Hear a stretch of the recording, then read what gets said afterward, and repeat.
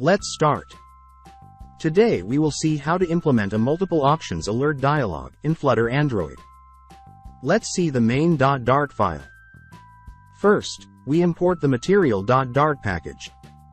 Then, we create the stateless widget called myApp in the main function. This is the myApp stateless widget. We create a material app and apply a theme in the build function.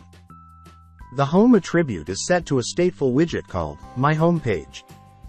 This is the myHomepage stateful widget. Here we create a state object of this stateful widget, whose name is _myHomepage_state. This is an enumeration, which we will use to populate the options of the alert dialog. This is _myHomepage_state class. Here we will design our app. In the build function, we have a scaffold widget upon which we will build other widgets. The appBar attribute is set to the appBar widget. We have used the title variable as the title of this appBar. The body attribute is set to the center widget. Inside that, we have an elevated button. When the button is clicked, we call the show alert dialog function. This is the show alert dialog function.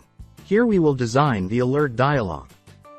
To design each option of the dialog, we use the simple dialog option widget. When the option is clicked, we close the alert dialog. This is the first option of the alert dialog. And this is the second option. When any of the options is clicked by the user, we show its name in the log. Let's run the app.